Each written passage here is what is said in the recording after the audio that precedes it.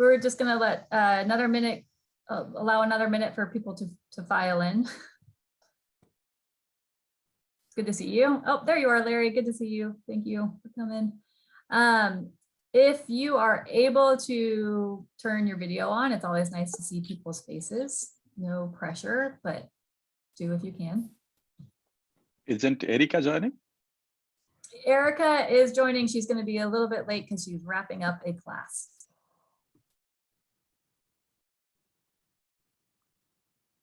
Hey, day job gets in the way. Yes, this is the problem with virtual conferences.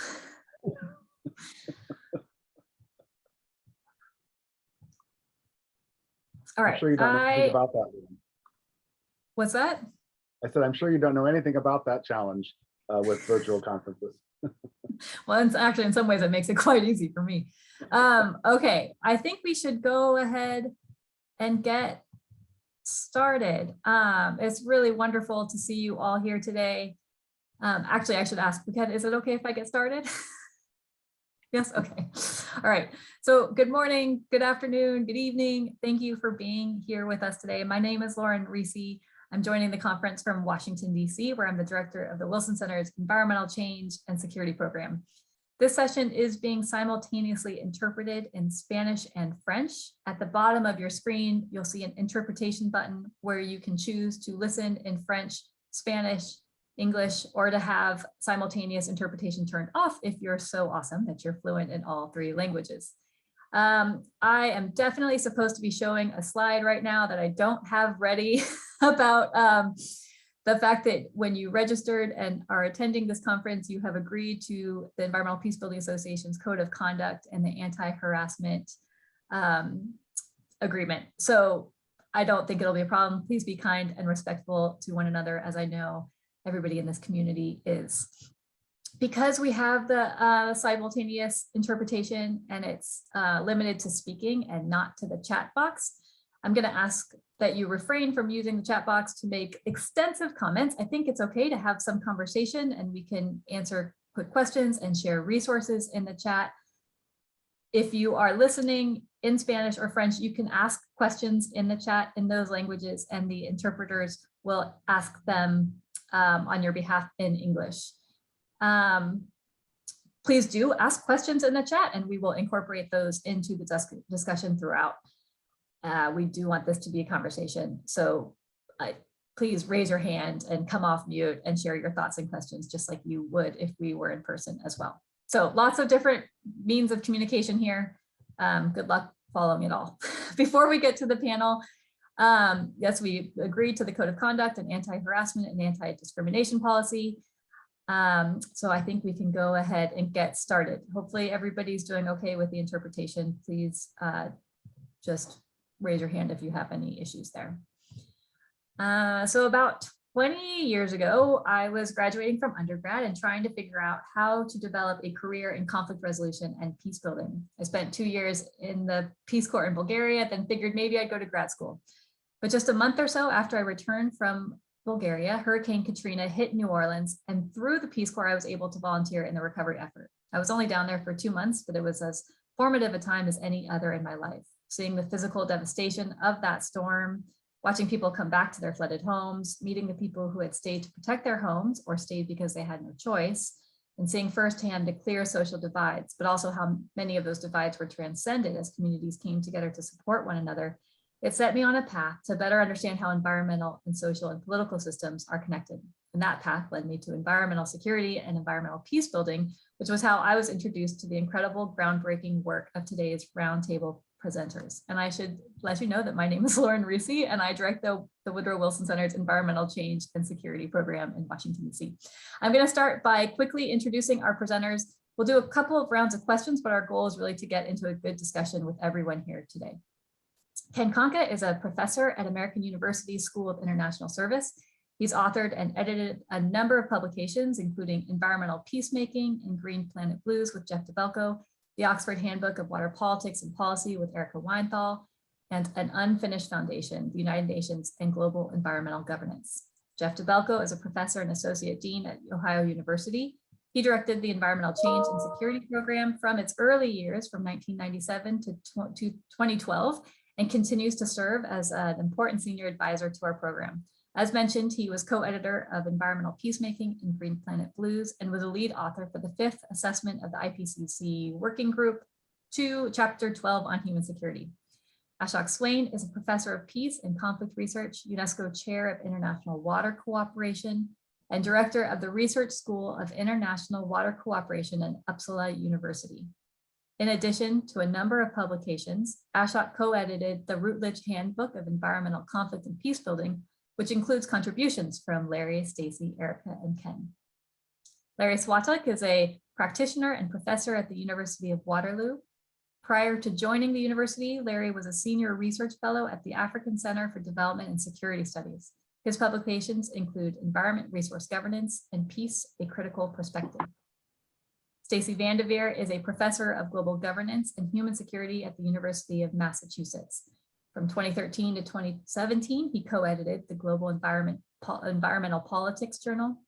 He's been awarded a number of fellowships for his research on EU environmental and energy politics, global environmental policymaking and institutions, connections between environmental and security issues, and the global politics of resources and consumption. Erica Weinthal is going to be a little bit late in joining us today as she wraps up a class, but I'm going to go ahead and introduce her. Erica is a professor at Duke University's Nicholas School of the Environment. She's authored and co-edited a number of publications, including State Making and Environmental Cooperation, Linking Domestic Politics and International Politics in Central Asia, Oil's Not a Curse, and Water and Post-Conflict Peacebuilding. In 2017, she received the Women Peacebuilders for Water Award. She's also one of the Environmental Peacebuilding Association's vice presidents. So 20 years ago, Jeff Dabelko and Ken Conca edited a volume called Environmental Peacemaking that included contributions by each of today's presenters. The book was one of the first to document examples of transboundary environmental cooperation through a peacemaking lens. It stood on its head the prevailing focus of that day of how natural resource scarcity and environmental change could lead to violent conflict. In the 20 years since its publication, the field of environmental peacebuilding has taken hold academically, in practice, and in policy. There is now a rich body of literature, of case studies, and even policies and programs that explicitly incorporate environmental peacebuilding. Not to overstate its status, there's still a lot of room for growth, but the fact that we have over 1,000 people registered to attend this conference speaks volumes. So why don't we go ahead and get to the discussion? I thought we'd start with a quick round of going sort of through the panel. I'll point to you. I think we'll start with Ken, thinking about what hasn't changed in the last 20 years. What are the sort of top 3 questions or themes, sticky issues that are as relevant today as they were 20 years ago? Thanks, Lauren, and thank you all for being here. It's really exciting, and I look forward to everybody's engagements. We've deliberately planned to keep our initial comments quite brief, so and hopefully maybe a little provocative. I think the narrative in this field is still dominated, as it was at that time, by the idea of managing the conflict risks around environmental change, around natural resource use, extraction, degradation, etc. And there's a bit of irony in that, because the whole purpose of the book project was to stand that on its head and talk about the cooperative opportunities that come from our socio-ecological interdependencies. And I think climate change in particular, and the dominant way that we think about climate change as a disruptor, as a force for instability or for inequity, reinforces that. And so I still think that peace is a subordinate narrative. And I think that's been true for the entire period of 20, really more like 25 years since we started thinking about this book in the early days of the post-Cold War era. A second thing I think has not changed is that this field has always had a dark side. Tobias Ede wrote a wonderful article and provocatively called it The Dark Side of Environmental Peacemaking. And he went through and talked about blind spots on gender and a range of other undermining local people's access to a range of issues I think are absolutely salient. That has been there all along, though, and I think it's important to note. And one of the things we tried to stress was environmental cooperation can end up looking like joint natural resource plunder if it doesn't have certain forms and modalities attached to it. Much of the controversy in the days that we first started this project was around peace parks and transboundary schemes that had an extractivist mentality, even though they were nominally about conservation. And so I think the dark side has always been there. And then just briefly, a third thing, from the start, this field has been crowdsourced. Much of what we know comes from the community of practice. Scholars are often trying to catch up or study the knowledge that the community of practice is generating for us. I think it's a very healthy thing on balance. It's one of the things that excites me about this field and about the Environmental Peacebuilding Association. But I do think the white paper made some good points that people should take to heart about conceptual rigor and sloppiness and some of the other things that go with that sort of a cacophony of ways of knowing, and it's our challenge to manage. I'll stop there. Thank you, Ken. Larry, what about you? Good timing. It's, as I said, I've got heat pumps being installed here, so there may be a lot, no babies crying. It'll be drills and other things going on.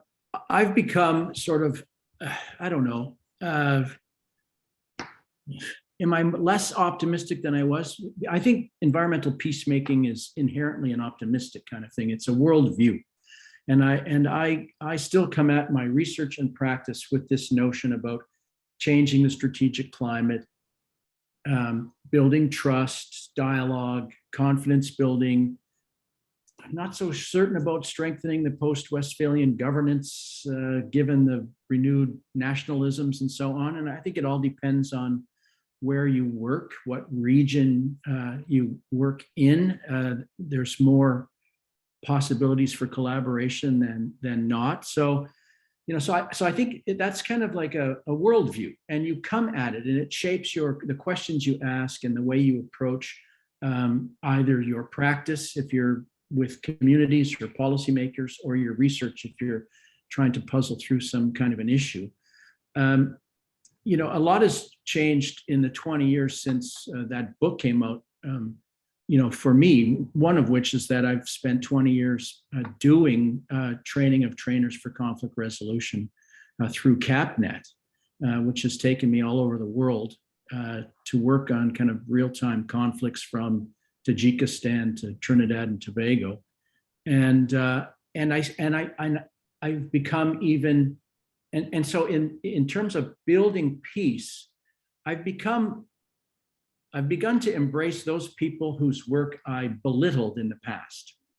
And since they're my friends, I don't think they would be offended by me saying, the hydrohegemony group, Mark Zeitoun and Jerome Warner and all of those, they came to me, they looked to me like hardcore realists. But the more I've worked in the practice area, alternative dispute resolution, making nice, building trust, I just see those spaces being closed off, and that where resources are concerned and states are and sovereignty is an issue, there's a lot of hardball going on here that we ignore at our peril. And I think we need to reconfigure the peacemaking approach in light of this sort of, the unwillingness of states to depart from classic kind of statecraft.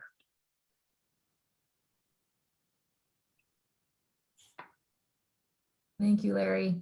It's a big issue. I think we can get more into it.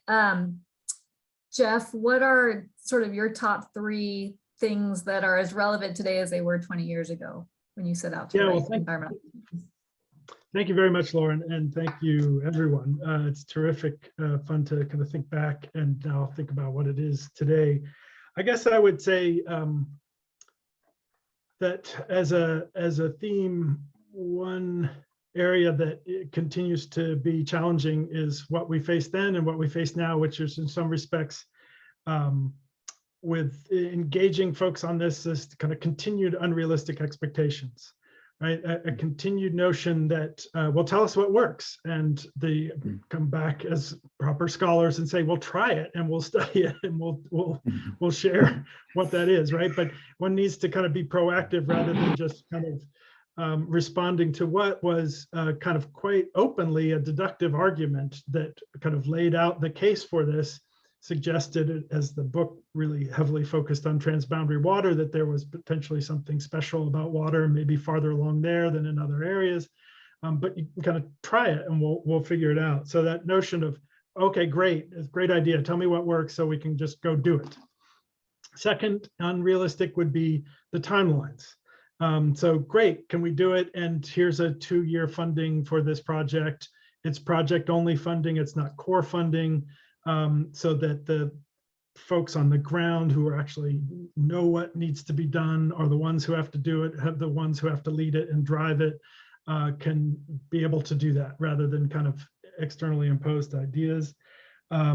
Unrealistic, again, in defining success. So do some environmental peace building and then the conflict will be solved, to connect to Ken's point about how it still kind of goes back to the conflict. So finding ways that we can define success through process and not kind of immediately dismiss process as a way to build trust and patterns of cooperation, as the argument goes.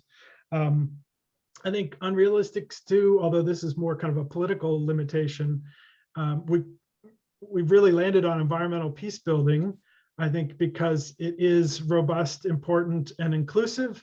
Yet I think it's also really important to recognize that that's what the practitioners, particularly UN member states, allowed as kind of safe space for doing it. And we're much more skeptical, and in fact, in some cases, active opposition to conflict prevention or building those patterns of cooperation before conflict breaks out, and kind of reinforcing trust before you have, and then finally, I would reiterate Ken's point that it is both a rightful and important focus to have environment, natural resources, climate at the center of the issue, as in part that to deal with them as the end. But I think still missed opportunities for understanding that kind of patterns of interaction that just may happen to be easier and kind of compelled to do in the environment, natural resource, or climate space, that can then have an eye towards trying to build trust that spills over into other parts of a relationship. So it doesn't have to be the natural resources environment as the driver.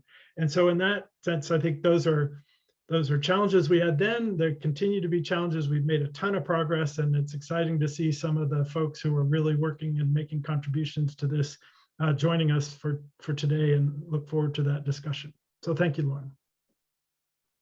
Thank you, Jeff. Ashok. Thank you. That's actually a matter of happiness that there are people, I mean, there are not, this is the small number of people where it started and still surviving, but the number has increased. I mean, we see such a large number of people attending and getting interested in the topic. But I will do some straight shooting, or, that is something which needs to be told. As I say it, I think there has been idea, those which were there, the same idea has come to some extent, which Ken was talking about the climate change, but I think the kind of things which we worried at that time is coming back into the same climate change in a different context, but it's just coming back again, which started in the late 80s and early 90s, again, back into the same set. So that is, I find there is not much really development on that side, that what really we have exactly achieved to address these issues, to address this, the conceptual problems or the theoretical challenges, as well as if there is any kind of policy making, we can really, of course, there have been some development, but has it been anything new has come up in the last 20 years? There is a conceptual fuzziness which bothers me quite a bit, because I think what happened when we moved from the conflict to cooperation, or to peacemaking towards cooperation, then we moved to the peace building.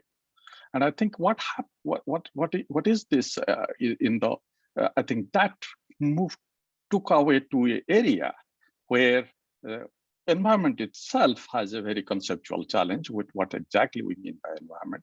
And then when we move to the peace building, then we got into a kind of thing, what it really, where it is, what it is. And when you bring them together, environment and peace building, it brought people from the very, very diverse field, which is extremely enriching because it comes from the different disciplines, different ideas, but it needs some kind of streamlining what exactly it means. So I think we are still struggling with that by moving into the environmental peace building, that where is it a field of research or it's a field of policy making? And I think the policy making, as I see, it's guiding it more than the research. I mean, nothing wrong with that. I mean, I'm fine with absolutely with that. But I think how much really that kind of coexistence, cooperations, cohabitation taking place between these two fields, and is it going on in a right way or wrong way? Why I'm a bit bothered about this because I think it's a very important, particularly to have certain kind of strong cases or evidences with us to really push back to our theoretical discussion or the arguments which we brought out in the peacemaking book in the beginning. And I think we do have some individual case, very limited number of large N cases, but I think there is a very low number or very minimal comparative cases. And I think that's where I find that we are unable to pinpoint somehow what exactly leads to where the peace making or peace building and what really moves it. And I think why I'm bringing that up, because I think that by not doing it, we are keeping the politics away.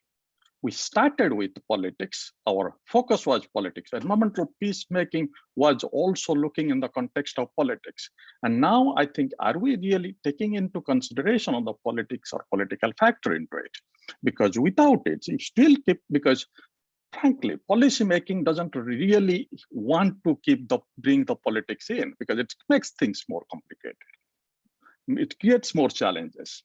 It really doesn't really it doesn't really fit into our ideas of what should be done. But what should be done and what can be done, that is more important. And if you don't bring into the politics, into this kind of things, rather than putting it, then we face that challenge. So I think, but I'm still very happy that there is such a large interest. There is a way of forward. There is so much of energy, so much of importance brought to this field. But I think there is a long way to go. That's great, Ashok. That actually, I moderated the awards panel just before this one, and Mackenzie Johnson got into that issue about the political challenge. And if you aren't sort of taking into consideration the political context, you're not going to get very far in the conversation. And so thinking about how we can do a better job at that is really going to be really important moving forward.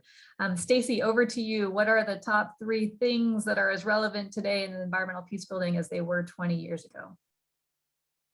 Hi, thanks so much for doing this. First, I want to say thanks to Jeff and Ken for organizing this and for 20 ongoing years of intellectual leadership and of always attempting to try to connect this sort of scholarly agenda back to the world of practice. I think Ken's right that it's been very practice-led in ways, but we're trying to close the loop, and I think that's great. So my 3 quick points are, one, which may seem a little obvious, but I think we have to take it on board, right, is that both the peace building and the more effective and more just environmental governance remain much, much, much lower priorities, both in scholarship and in practice, than the traditional security agenda, right? So what we were then calling the new security agenda most certainly did not decenter the old one. And it mostly is sort of still kind of hand waving on this, around the peripheries of the pretty unchanged security agenda. Since my region in the book was the Baltic region, and there's a little bit of news lately in Northeastern Europe at various levels of scale and politics. I think we'll use that as an illustration. I think the other thing is that I agree with Ken about the critique going along, and we'll talk more about that. But I think it is also clear that peace building and some of the environmental peacemaking and peace building ideas in it have in fact been pretty securitized over 20 years in practice and sometimes in scholarship. But you know, peace parks and conservation and water sharing has not gotten less securitized in 20 years. And I think I'll leave it at that. And so I think we have to think about like what the relationship of our research agenda is to that sort of very state-centric practice. Second thing quickly is that amazing uptake in 20 years in international organizations, UNEP and other places of really cool stuff, both on the study cases and scholarship side, on the practice side. But I think the unchanged structural challenge is how those international organizations or places like USAID and others, how well they have managed to better connect themselves to on the ground communities where these projects are going on over 20 years. That one looks not as much changed as one might have hoped. The structural challenges so far are usually pretty unsurmountable. And then the last very quickly is that for me, the Baltic case that I wrote about, some of the things that are unchanged is that most of the region has seen a continued sort of robust changed strategic incentives and strategic climate and lots of post-Westphalian state dynamics.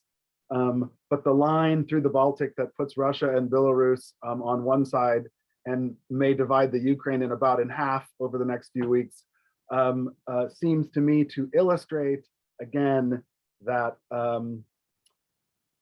that these dynamics still don't overcome or get around the determined ideological and statist notions of policy and security that they have been arguing with for 25 years. So I think, in other words, I know who's winning that contest to date.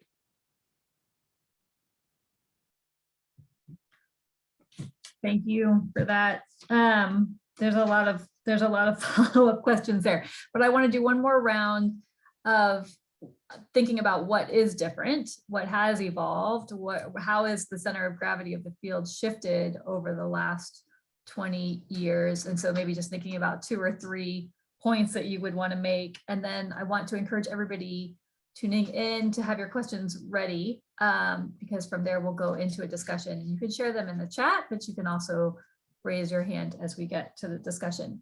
So Ken, back to you.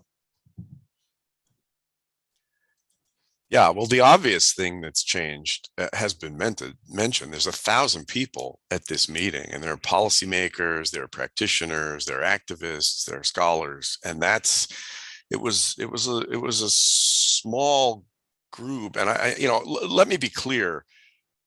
I don't think anyone on this panel would say that our book is the primary reason that we've seen the growth and the emergence in this field, and nobody here is making that claim. But I think what we can do is tell you what it was like back then when we were one of the groups that was trying to work on this sort of thing. And it's a fairly lonely enterprise. It was a small group of people who, as soon as they left the room they were in together, were told that they were crazy. And that's no longer. So there's been a sort of growth and a legitimization. I think there's also been a diversification that is the beginnings of a diversification that is quite welcome, and that really continues to need to be encouraged and nurtured and demanded, right? I mean, the narrative that we were responding to was a North American and European strategic narrative about scarcity creates grievances and grievances can create conflict. And we were trying to unpack that and say, that's a possibility, but it doesn't have to be that way. And it often isn't that way.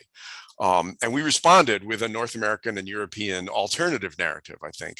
And I think the field is moving off of that in a way that personally excites me.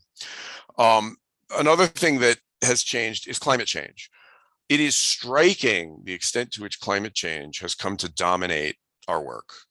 to dominate environmentalism, to dominate environmental scholarship and policy. I can tell you that it was very different 25 years ago. It was certainly on the table, but we spent a lot of the things that drew us to this space were deforestation, changes in people's access to communal lands, biodiversity conservation, protected areas, regional seas, the development of regional oil fields. And it's really striking the way climate change has, energized a lot of people, also sometimes crowded out attention to some other vital concerns of many, many people on the planet.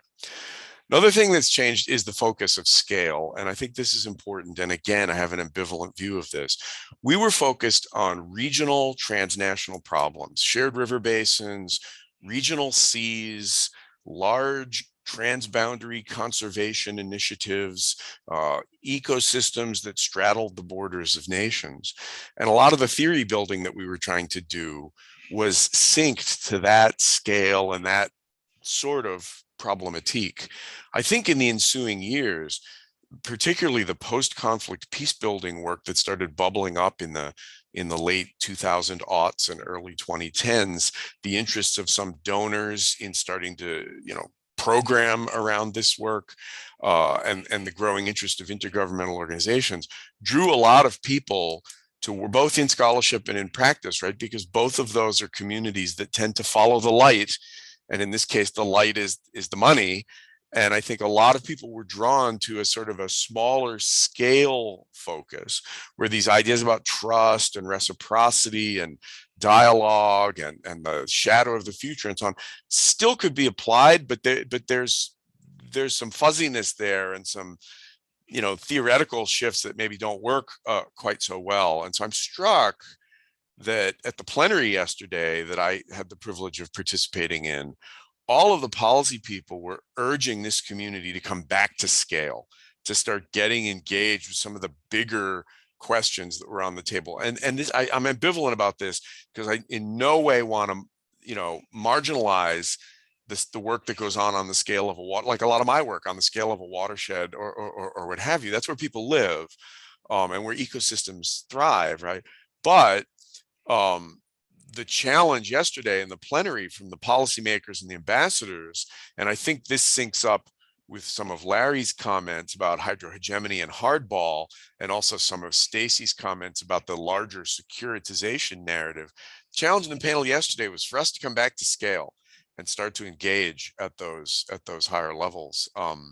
We need to think through why we've worked at the scales that we've worked, where our community has a strong center of gravity and where it hasn't, both scale and topically. And we need to think through what it would mean to respond to that challenge. Thank you, Ken. Larry? Sorry. It's okay. All right. We can come back to you too. Well, I don't know how many bolts are being drilled in right now. Let's just go with this. All right. Let me just say, I'll pick up on what Ken just said about scale, because I think one of the there was quite a bit of optimism around global governance and regionalization, and clearly there's been a rollback of kind of both of those things. Or if there's been regionalism, there's definitely sort of, hegemonic kind of activity there, Belt and Road, and, all kinds of stuff like that gets in the way that we need to think more about. The second one is the adequacy of conceptual frameworks. What are the appropriate ways in? You look at environmental peace building as a collective, and we're all coming at it from very different ways in. But most of those ways in are knowable, have been historically knowable to others and rooted in disciplines and so on. But now, now you have to think about, well, whose knowledge matters, the decolonization of knowledge, all of these sorts of elements that are fundamentally important. But where do they fit? How do they, what do we make of a lot of these things? And the third one is ITC, right? So the outreach capacity and potential for impact is astronomically increased. But so has tendencies to be inside of echo chambers. I wonder if this 1,000 people here is an echo chamber, but we have filter bubbles and echo chambers, but also to be lost in this cacophony of voices that are out there. So we're not coming to the Wilson Center to have a nice meeting and then we go back and do our research in our field. It's just, everything is full on coming at us all the time. How do you make sense of that? Maybe I'll add one more thing quickly to go on about, because Ken talked about climate change. What became clear to me yesterday was based on actually the launch of the white paper with all of the beautiful art. But also, where I'm in Canada right now, the whole week on the Canadian broadcasting is devoted to the arts and climate change. And climate change is highly photogenic, and so is disaster. It's very photogenic. So the capacity for those of us interested in trying to make sense of these things and to steer forces in productive ways, there's a kind of there's a possibility there with the visceral nature of these things to be able to get us into spaces and to make arguments that maybe we weren't able to make to people who didn't even know that these things kind of matter. So I would say those are very fundamental challenges to how we do our work and how we think about things today. Thank you, Larry, and hi, Erica. Welcome. Glad to see you. We're just doing a second round on thinking about what has changed over the last 20 years and how has the center of gravity shifted with environmental peace building and things that we as a community are trying to pay more attention to today. Jeff, I think you're up next. Sure, thanks, Lauren. I will pick up on both Larry and Ken's points about climate change and say one of the challenges I think we have and I would agree with Ken in terms of that kind of dominant way into so many of these discussions now through climate change, is that actually presents some, the potential anyway, whether we're calling it backdraft or Larry's book, Boomerang Contexts, for the potential for conflict, but also hopefully cooperation that comes with how we respond to climate change. And I think there's still, while for some climate change and environmental peace building may be inseparable and kind of seen cut from the same cloth, there's some really new actors coming to the table and having dominant places in the table and how we drive what climate mitigation adaptation is. Some of them are familiar with questions of peace and conflict. Many of them are not. Some of them want to take it on and think about how we do conflict sensitive or just mitigation adaptation in places that have a conflict context that's important. And many see that as like so many times that we bring up inconvenient topics. It's hard enough to do this. Please don't trouble us with additional considerations. Thank you, but no thanks, right? That's for somebody else. That's somebody else's job. And so I think one of the things that is encouraging about this conference, we have some people taking it head on in its multiple manifestations, those connections. I think we shouldn't assume that they're there, they're easy. And that I think we also have, in some ways, an additional realm that we can look to environmental peace building tools, approaches, try different things in what's a kind of a new set of dynamics that come with red schemes and biofuels and adaptation and maladaptation and such, and how that factors into some of the same dynamics that unfortunately, kind of as Ken said, sometimes on this topic 20 years ago, we were viewed as crazy or skunk in the room. Now, when we bring up some of these inconvenient points about, doing right by climate can also do wrong by a whole bunch of different key constituencies, if not done with great care and consideration. And so that gives us some additional areas to work. Great, thank you, Jeff. Ashok. I will stick with the same climate change. I think what it seems like we are assuming that for the last 20-25 years, our growth has been progressing quite normally and in a normal way, gradually. But I think we have seen there have been initial interest in the environmental issues in the 90s or by late 90s, there was a reduction in the kind of getting funding or the kind of getting people to interested. We moved into a very different way of looking at the world. But climate change brought it back again. The focus on environmental issues, environmental research, more research money, more acceptance, and also acceptance in a sense that we moved into previously our insecurity of which we were talking about because of the environmental issues. Now it became a security issue. And that's what it got us into the very different way of looking at it, getting more acceptance. I remember when in the 90s, I started working on water issues or water conflict and migration conflict. I needed to really tell people that I do something, a serious research in the Department of Peace and Conflict Research. But because that's what it was that time in the issue, which was not being considered an insecurity issue or a soft side of the security issue. So I think we moved in this, but how really that has changed. And as you know, that time we are also looking at it more at the international level or regional level, but also at the national level in a sense. But the climate change, I think there has been certain, we focus mostly on the conflict side, in the international regional level. But there has been a number of changes, number of institutions, number of regimes have been built, which we might not like it, we might not see it as we are not happy with it how though it is, but at least there has been a lot of development has taken place in how the cooperation, how the really it is moving in that field.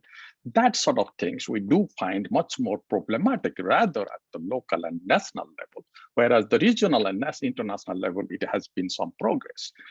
Whether these are the debates or the doubts whether how far that is really on the surface and how far it has gone into really making big changes. That's something, and that's a matter of that we can keep on discussing.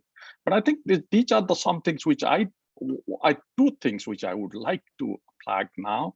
One is that we should not take it for granted that this progress in the field will remain the same or will continue to progress. There might come that which we had seen gone, there is certain kind of lack of interest after some years.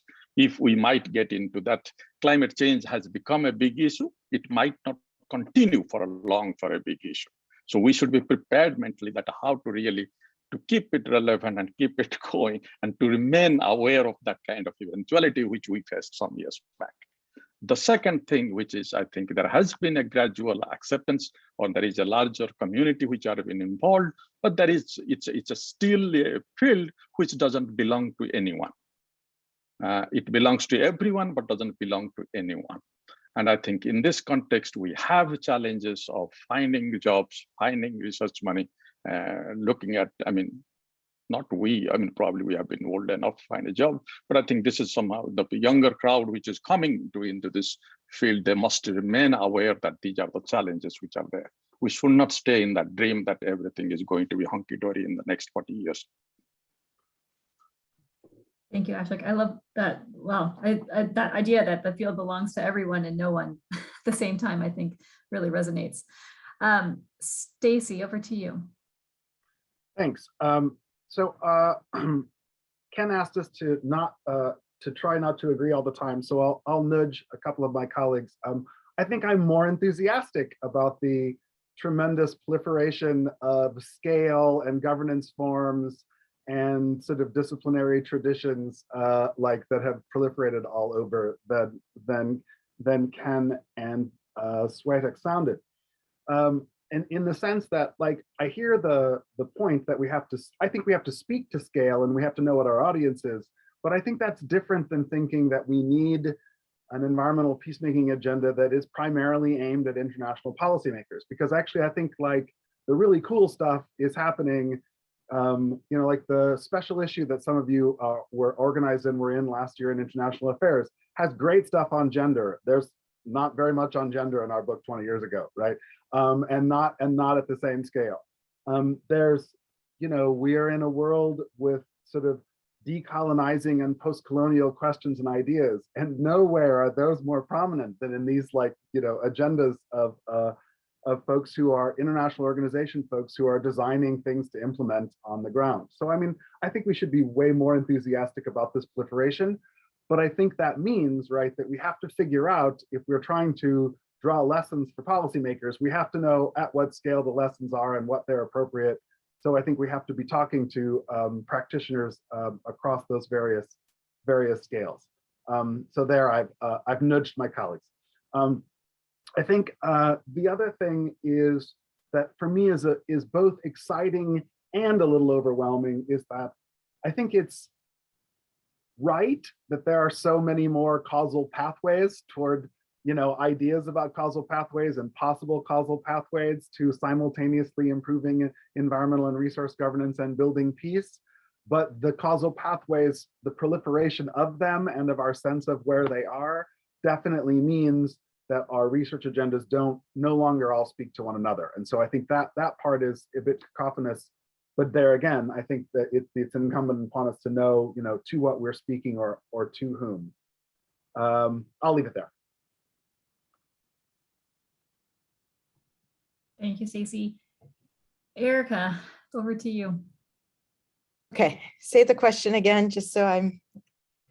Well, and you missed the first round, which was sort of what hasn't changed over the last 20 years. And now we're focusing on what has changed and looking forward. What are some of the focuses, the challenges, the areas of priority for the field? Okay, and I'll start with apologies for showing up late. Was teaching in a different building, completely masked, so I'm drinking lots of water. So I will start with what has changed, just if you look on the screen prior to me showing up. Yeah, that's just stating the obvious. I think it is a more diverse, broad field, and which is incredibly welcomed.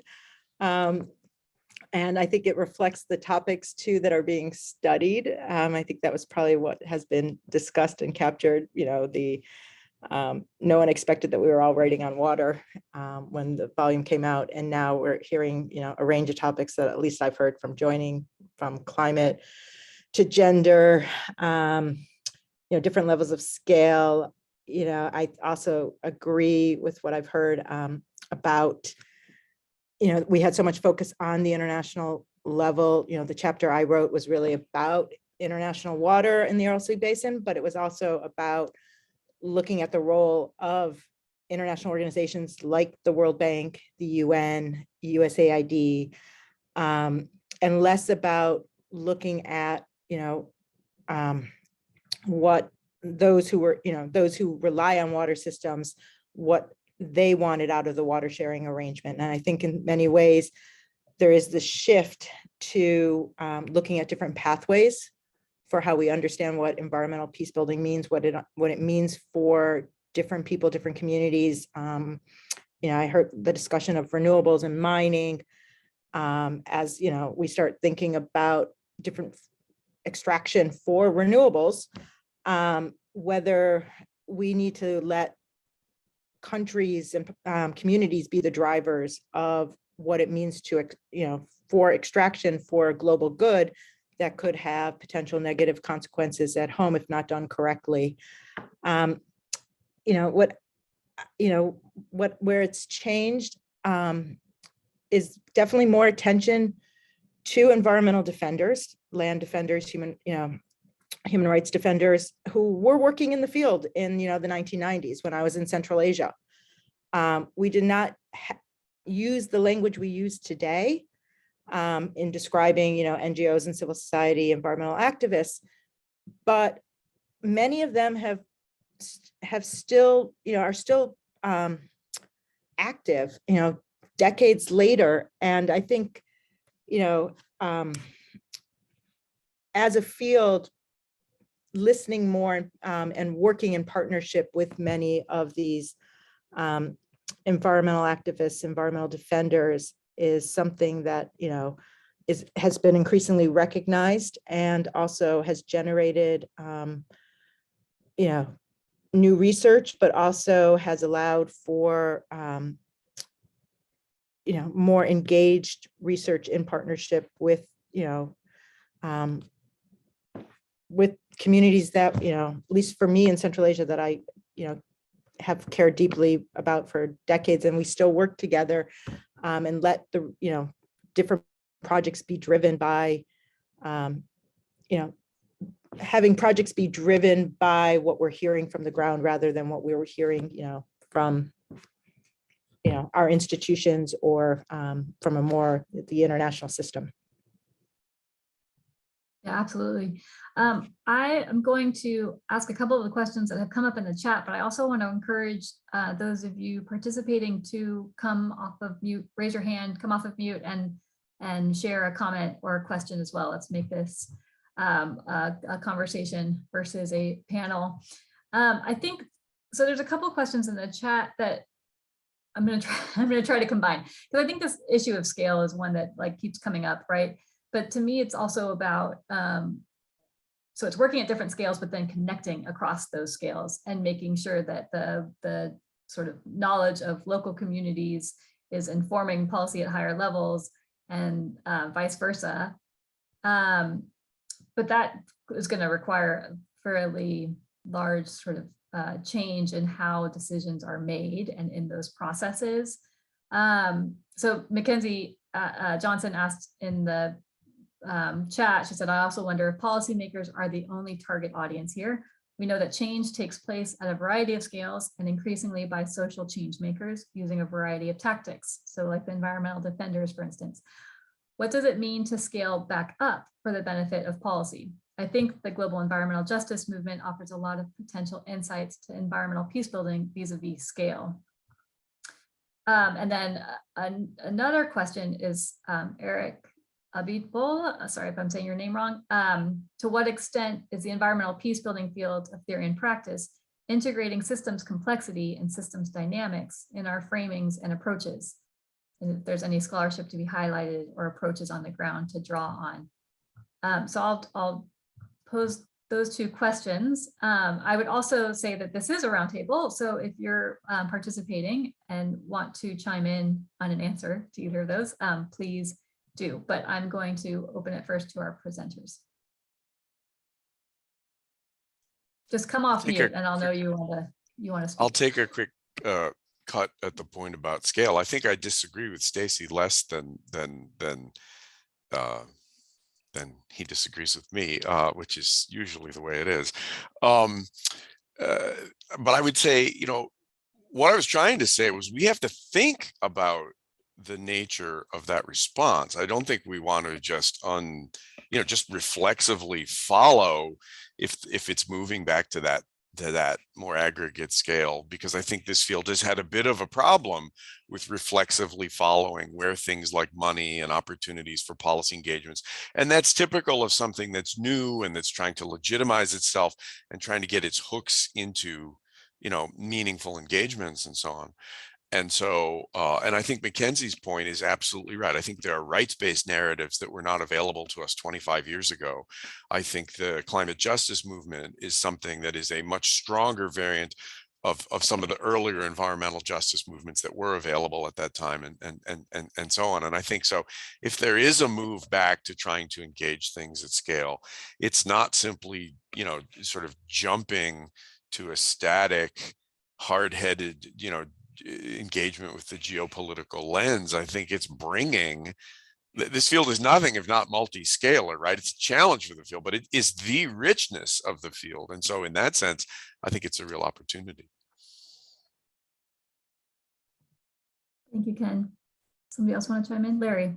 Yeah, I want to echo that, and I posted a bit of an answer in the chat where, I think oftentimes where policy comes in is we are privileged and positioned in ways that communities often aren't, and I think that that's one of the things that leads us into this type of research and into policy, is to look at the localized, negative side effects, if you want to call it that, the maladaptation and so on, and then try to, not speak for communities, but try to find ways to, bring groups together so that they can have that conversation. So I find it very interesting that my wife's an urban planner.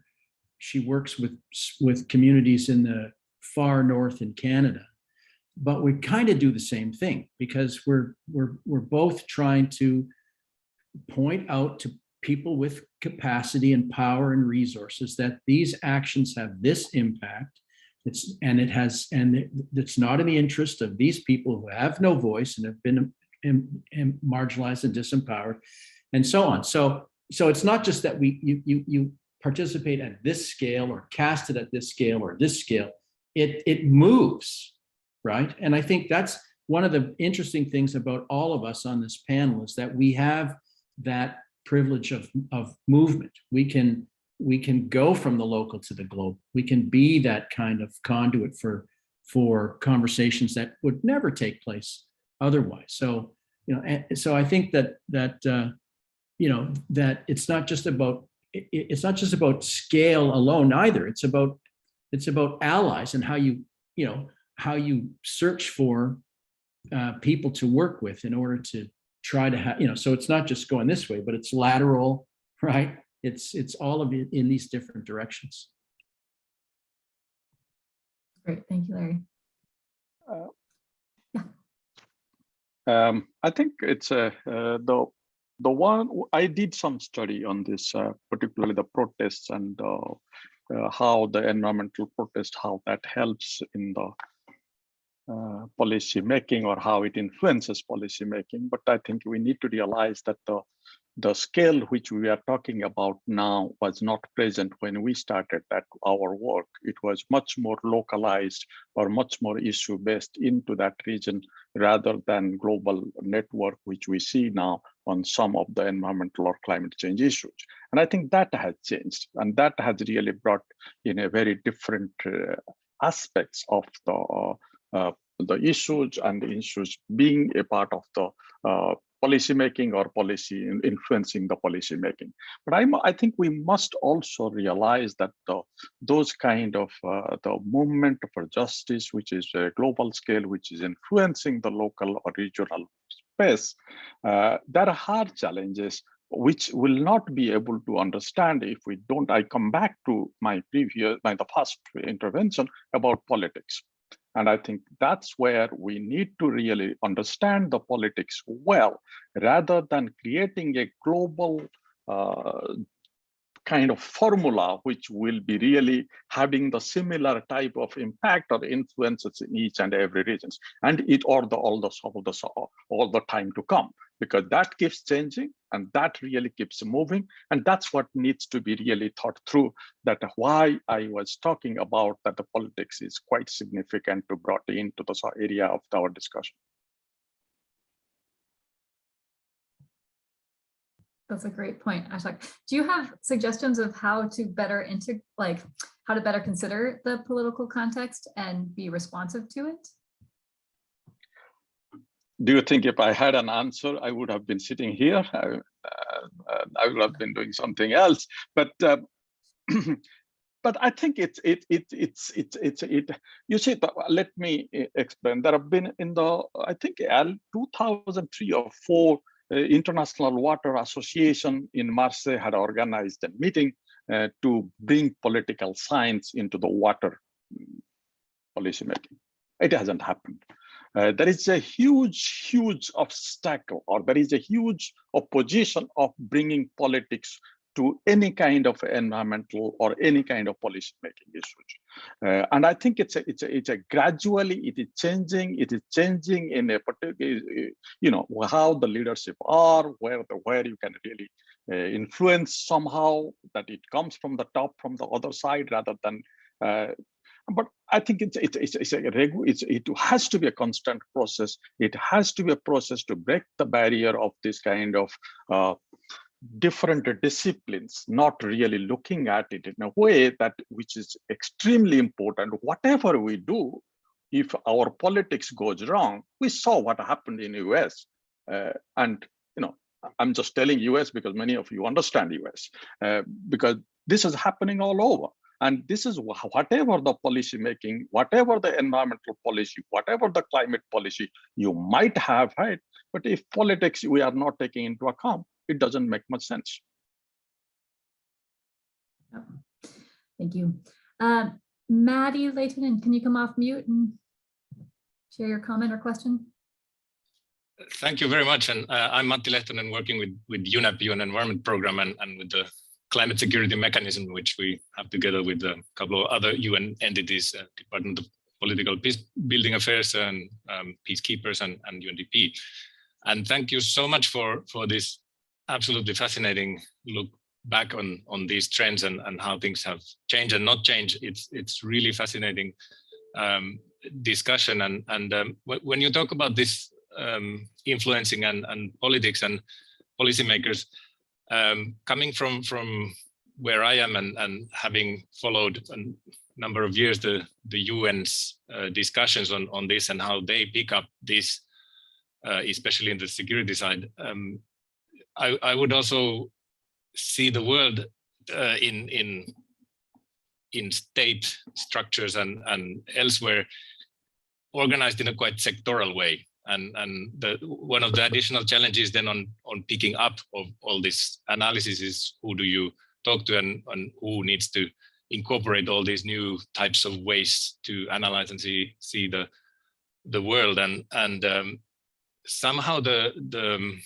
security community, and I completely agree that hard security, guns will always overrun flowers and it will be dominant, but I still see that there's a lot of those two living together, and the softer issues are being considered as realistically influencing. But the question is then, there is also the other way around of the environmental community picking up this not only conflict sensitivity, but also this more analytical conflict part. And I think with all this climate finance, especially coming up now, there's much more of a discussion on how do you use those funds, and is it only on mitigation, or is it also in fragile places? Is it also in places where you really need these tools that all the authors have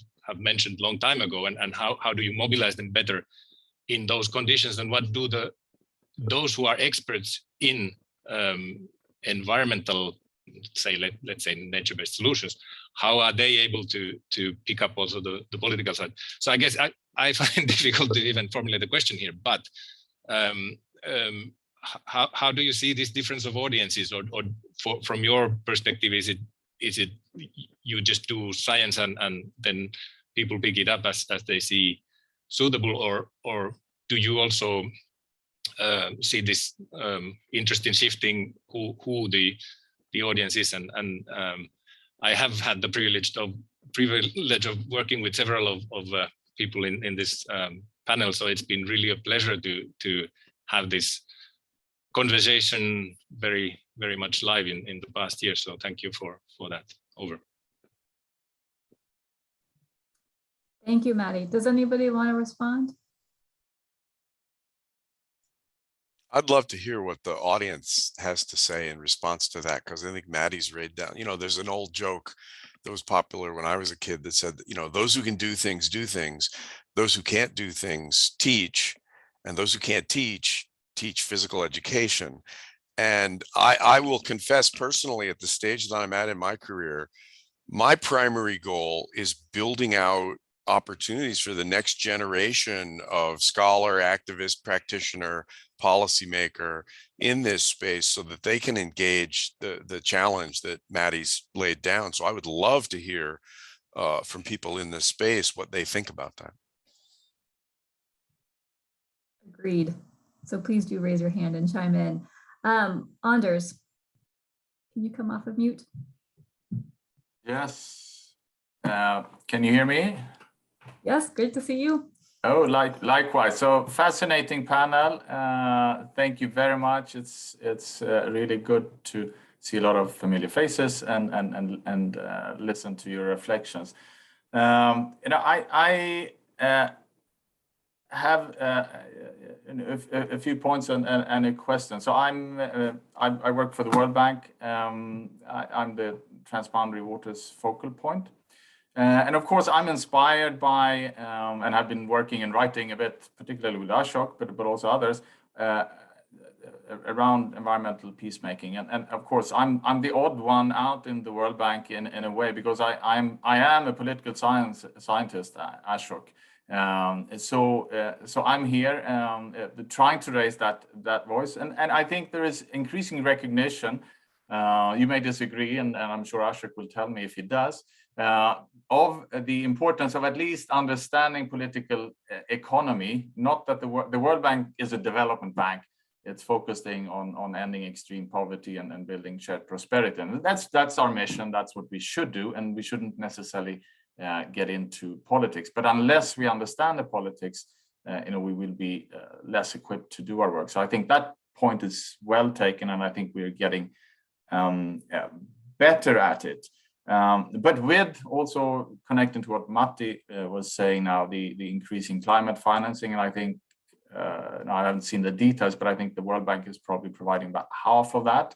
How can we in the World Bank, because many of you talked about the international organizations, how can we do this better, recognizing that it's not our primary role to go into security aspects, the politics, etc. It's more focused on development.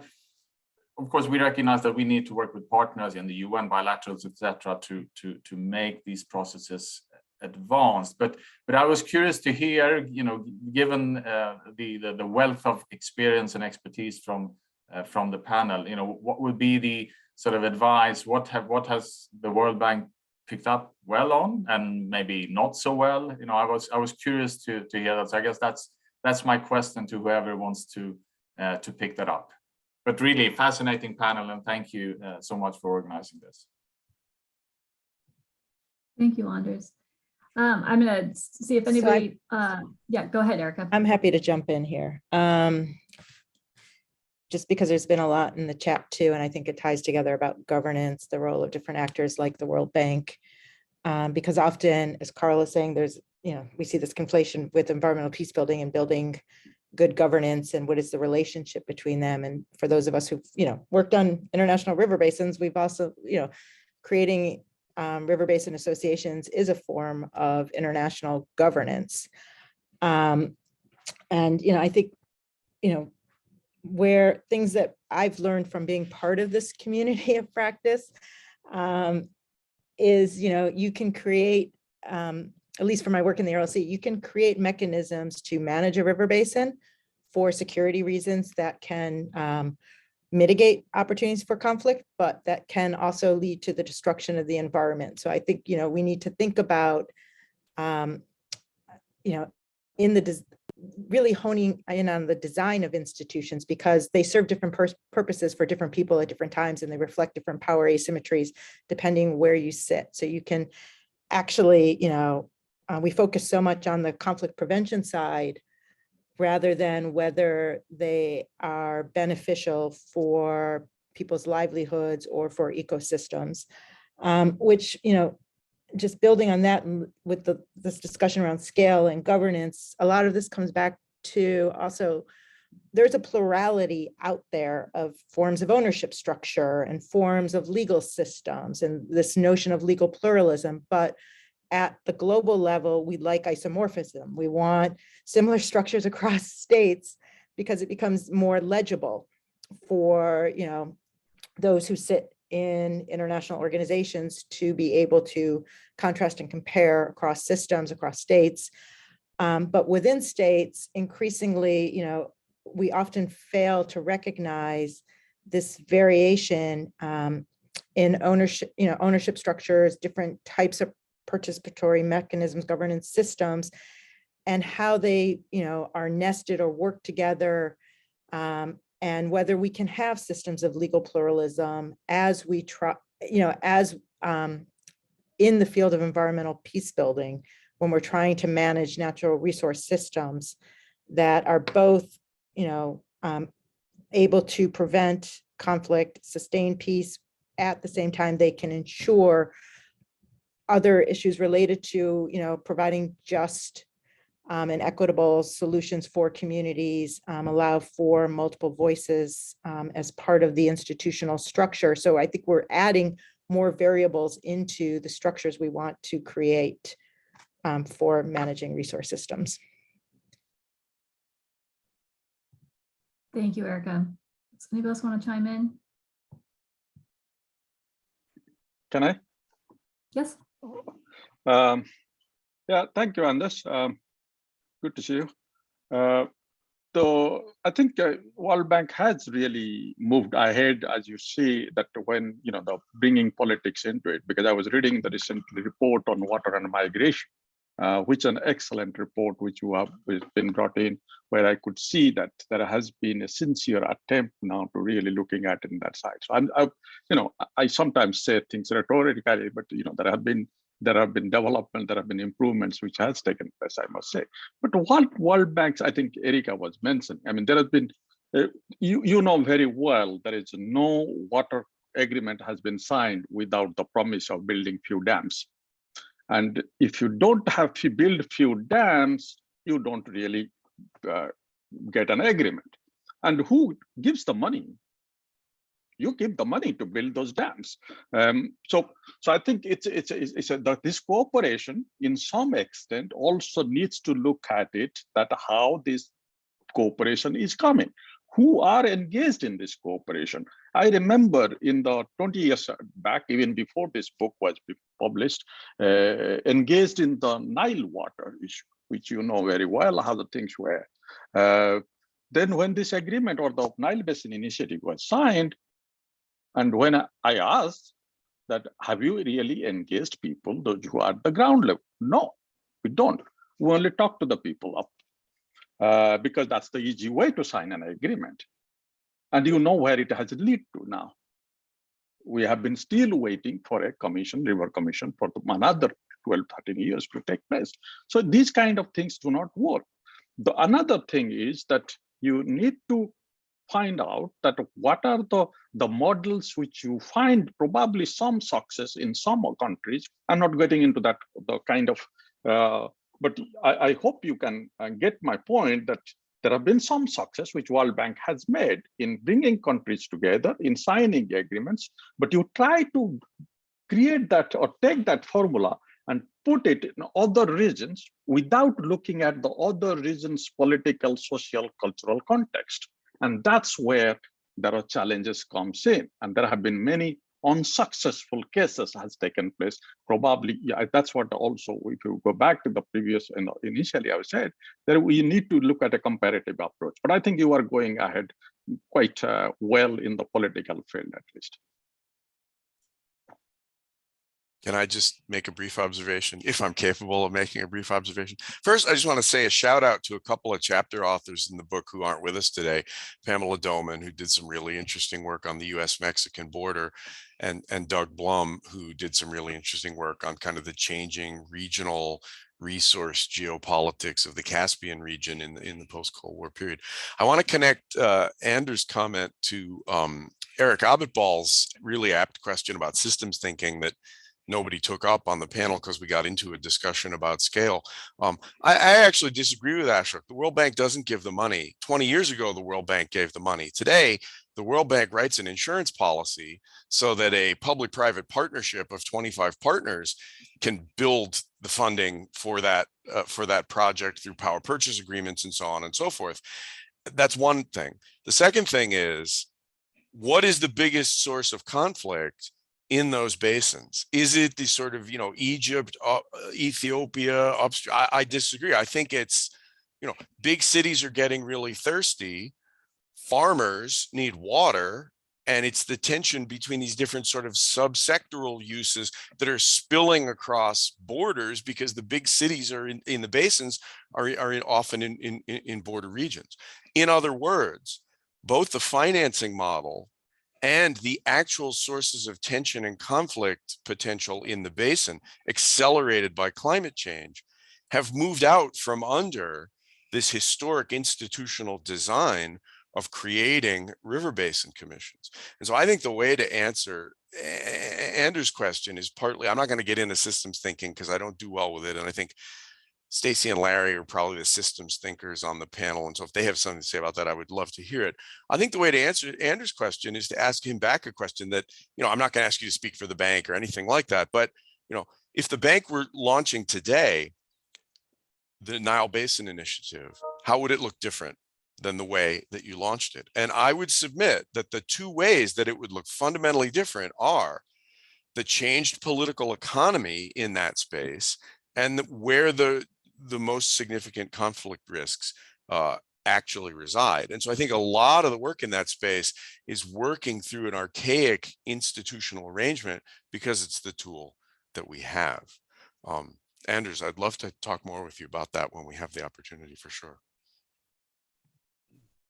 Thanks, Ken. I see Stacy has his hand up. Anders, did you want to respond to that, or should? Yeah, I'm happy to just chime in a little bit. I think it merits a longer discussion, and but nevertheless, thank you for the responses. Ashok and Ken, I'd agree with you. I mean, it's not that we necessarily finance these dams, because, as you know, it goes a bit in circles the way the bank financing large infrastructure. We're in that space still, and I think we should be for the development of the countries. That's what they want, particularly in Africa, but also in Asia.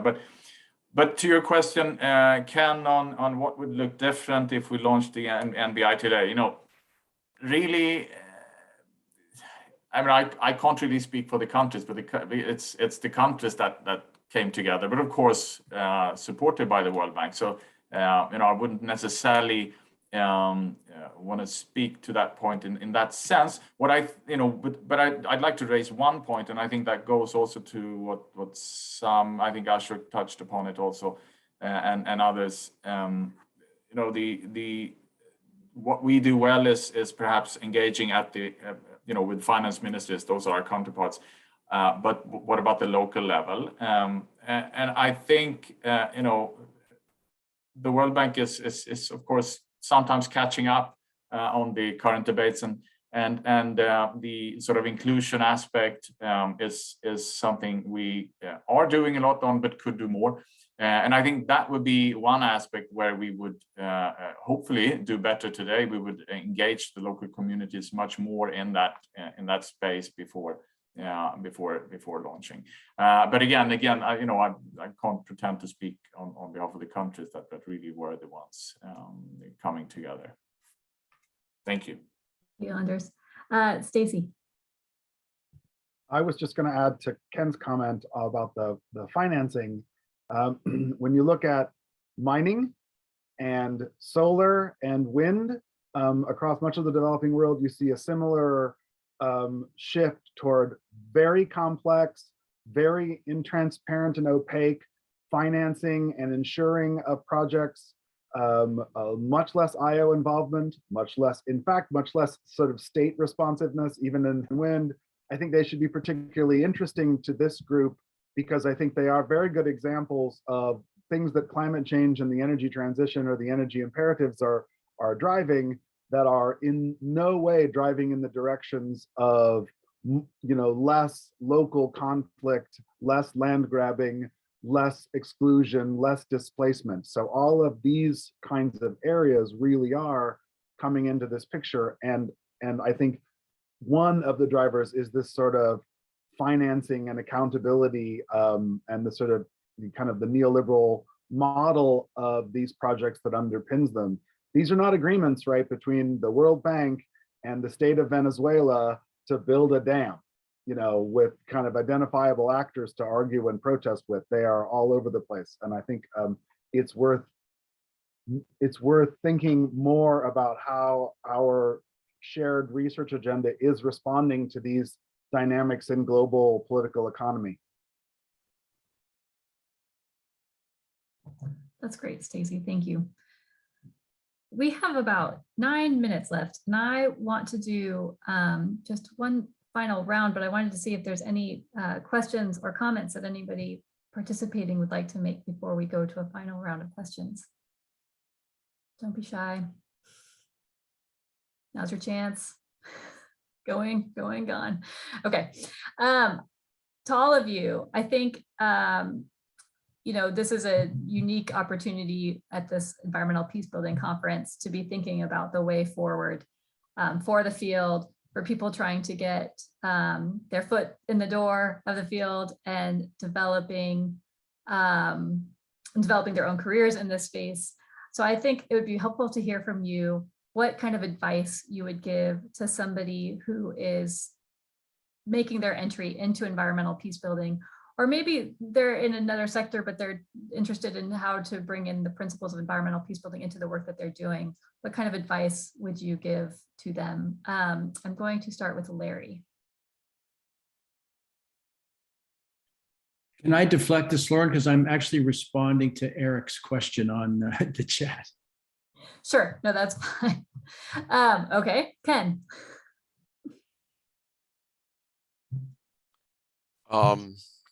Yeah, I guess I would say several things. When I first started working in this space, there were a lot of people drawn to this space who understood peace and conflict dynamics, but really didn't understand the environment very well.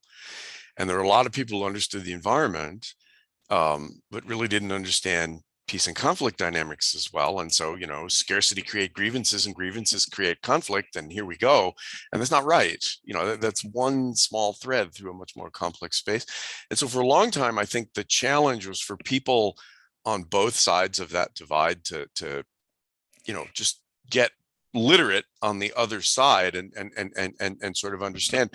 And a lot of the engagements were bringing together people with specialized expertise and trying to kind of pool that and so on. I think we're at the point now where we're producing a generation of people who are really pretty fluent and conversant on both sides of that divide. And so I would encourage people not to feel an undue pressure to over specialize. I think the "and" is the critically important space to occupy, you know, and life tends to tell you to find the ladder you're going to climb and notice the 47 steps and sort of take them in sequence. Most of the creative thinkers that I know in this space are the people who sort of have colonized the "and," if you know what I mean. So I think that would be the first piece of advice. And the second piece of advice is just that we have to engage, you know, with the full sort of diversity and globality of this space. I've been doing this work for an awfully long time. I know a lot of people on this call. I am so thrilled that I don't know a majority of the people on this call, and that they're from everywhere, and that's been a characteristic of this conference. But I think it challenges us to really find ways of engaging, and some of the easiest ways, the technological ways, they're great and we need to use them, but they can also be a little superficial and they can reproduce certain hegemonies and so on and so forth. And so I would encourage people who want to work in this space, colonize the "and," if that's not a good way of saying it, I'll think of something better, and think creatively about the nature of a sort of a truly transnational, truly, you know, horizontal engagements around this. That's great. Thank you, Ken. Larry? Okay, thanks. I feel like there are lots of different spaces that are highly accepting of your interest in this kind of topic. So, you know, just for example, in my own university, you know, we have Masters of Development Practice, we have PhD in sustainability management. We have masters of climate change. There are different angles in that will cater for your higher, your probably your second degree, your master's, your PhD, that allow you to specialize. So I think that's the to follow on from Ken, that you've got an interest. First of all, if you want to work in this field, you have to get in front of people who work in this field. It's as simple as that, right? You have to network, and I think these sorts of things do that. You have to follow your passion. You have to, if you have an interest in a particular kind of research, go with it. And I think at the heart of environmental peace building is a shared desire for social justice and environmental sustainability, however defined, right? So I don't think you need to try to, I don't see environmental peace building on the curriculum. I don't think it works that way. I think you come in through your own interest, through a mentor, right? Everybody should go and study with Ken. Why not? Because he's got lots of time on his hands to supervise many graduate students, and then to attend meetings like this and get out in those spaces, right? And volunteer. Do your volunteer work locally and globally, because everything is environmental peace building in a way. That's great, Larry. Thank you. I think one of my former colleagues, Megan Parker, told me that in their professional career, two of the most important things are to have a mentor and to be a mentor. And I think that is something that transcends environmental peace building. And I know that all of you take to heart. So thank you. Erica. Sure. I'm probably going to say similar things. I guess the biggest thing is take risk. Like if someone opens a door, go through it. I think, for me, that's been my whole experience, just not knowing that I was going to end up working in Central Asia. I went into graduate school with a completely different mindset that I was going to work elsewhere in Russia or Eastern Europe. And, opportunities opened, and you just jump in with the recognition that if you don't like it, you can always change pathways. And I think that's something that's really important for many of us who work in this field, is to be nimble, and, it's not static. Like all of us have evolved over, even if we've stayed sort of in the academic field, our research has evolved over time. We look at different issues. We partner with different, colleagues, and having that, flexible approach to the field. As everyone else has said, like my language, like be a nudnik, like bother people, like write people. If they don't write you back, send the email again and say, I know you're busy. I'm just putting it at the top of your inbox. I tell this to all my students because, emails just get lost. I write emails to interview people for research. I don't get responses. I send it again and I will send it again. And that's how, my whole career has been, like continuing to knock until someone is willing to sit down with me. And, I think for me, that's always been the best advice. Don't be shy. Like people, want to talk about their work. They want to share their experiences, and, mentoring, I think, is what makes the association what the association is. So I would attend, I would participate in the interest groups, and, build your own cohort of colleagues, because those will be the people who will guide you as you move through the field, and build a very strong group of a cohort. So I'll stop there and let others chime in before we run out of time. Yeah, no, I think that's a great point, Erica, and something that came up in the last session as well is the importance of, and read Environmental Peacemaking, the importance of looking up towards mentors and leaders in the field, but also building those relationships horizontally, because those are going to be the people who are with you day in and day out for the decades of your career. Jeff. Thank you very much, Lauren. I'll be quick because I see Brother Vanderveer has his hand up as well. I think I endorse Ken's notion of the and really is part of what's encouraging for those wanting to do it now, as opposed to getting lots of kind of ranging from disbelief and confusion to absolutely not views from faculty and researchers I tried to engage 25 years ago when wanting to do this. Now you will find many more who are open to it. And if you don't find them, keep looking, because they're there. And this, as folks have said, this community is one that can help guide you. I think the other is, don't be limited to environmental peace building somewhere else. So, so you don't have to get travel funds to do international research to really try to understand this from a research perspective, or volunteer, participate in ongoing activities. We do this, we have, believe me, plenty of natural resource, peace and conflict issues here in Southeastern Ohio and Appalachia, the heart of extraction in the United States. And we have some people on this meeting who've written quite eloquently about that. And I think Stacy's point about the minerals mean that it's coming in a big way with this uptick in renewables, that these are going to be methodologies and cases that we want to study and participate in and advocate in and have voice in, so that it can be hopefully done better than worse. So I think that's part of it. In addition, we focus a lot on the formal education side, that learning by doing.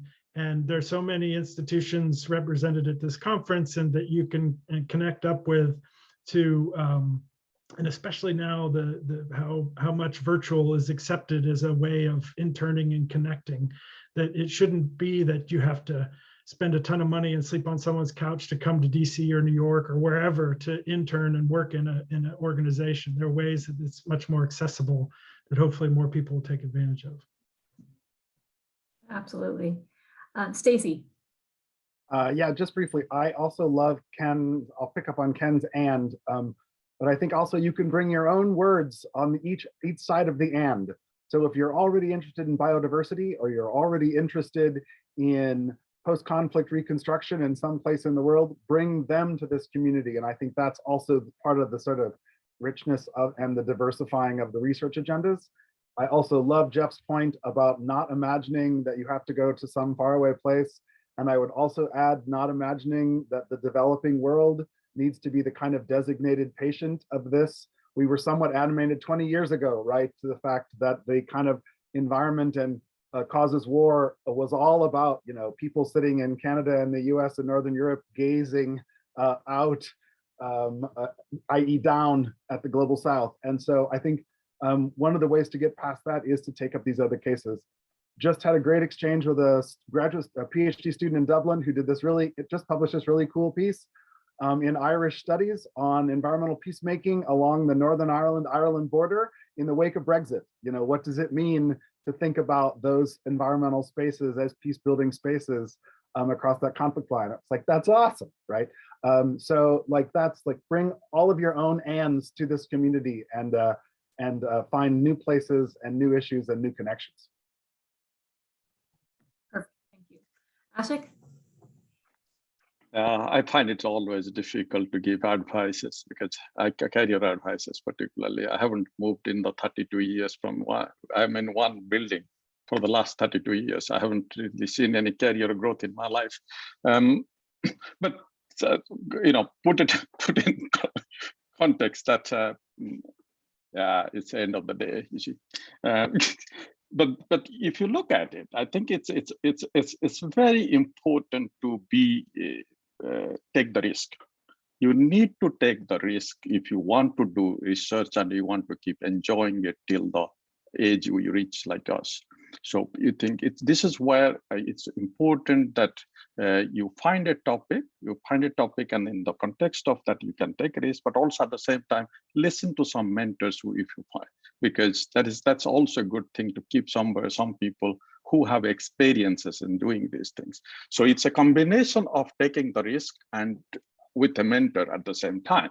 I will just quickly tell. I mean, the thing is, when I got this email that time or later, I don't remember, from Ken and Jeff to join this project, I was totally engrossed with the environmental conflict. I mean, for a long period of time. I mean, so it was sounded like a very strange topic to that conflict. Do you move into the peacemaking in that early stage of you're not looking at the conflict? But then I thought probably, these two guys are quite nice. Let's try it. Then I joined that group. And then you see, this is the somehow you have to take those kind of jumps and risk and move to new areas to find out things. Otherwise, you get stuck into the same, your areas of comfort, and you won't, you will get a midlife crisis in academics or whatever the way you want to see after some time. So it's a very, very important to have that open mind, take the risk, look at the ways, what are the new areas coming, and you must have a passion for the topic. Otherwise, move to something, do something else. Not bad advice from someone who didn't have any advice to give, Ashok. Yeah, and I actually think you hit on it really well. This is a community that I find to be extremely collaborative and supportive and want everyone else to succeed in it, right? So there's this foundation of kindness that I think is taking the field forward. And so just the fact that Ken and Jeff are nice guys, and so you're like, okay, well, I'll go find out about this peace stuff. I think that speaks a lot to the broader field. So that's great. Thank you. I'm glad you Erica, singled out Ken and Jeff and not the rest of us. Because then, I met you after that because they were, of course, then this is, that really built up the partnership. So. Yes. I think when Ashok says that he thinks that I'm nice or kind, it's time to end the panel because it's not actually. Okay. All right. Well, I thank you all very much for all of the work that you've done, all the support that you've given to colleagues in the field. There's a lot of names in the participant list that I know have contributed greatly over the last 20 plus years. So I know this is a big team effort. It's really a privilege to be with you all today. So thank you again. And thank you, Bhuket, for your help. And I did go ahead and save the chat. So if anybody wants to send me a note because you missed something in it, I am happy to share it with you. I'm going to put my email in the. Okay, but you're free to go. Thank you very much.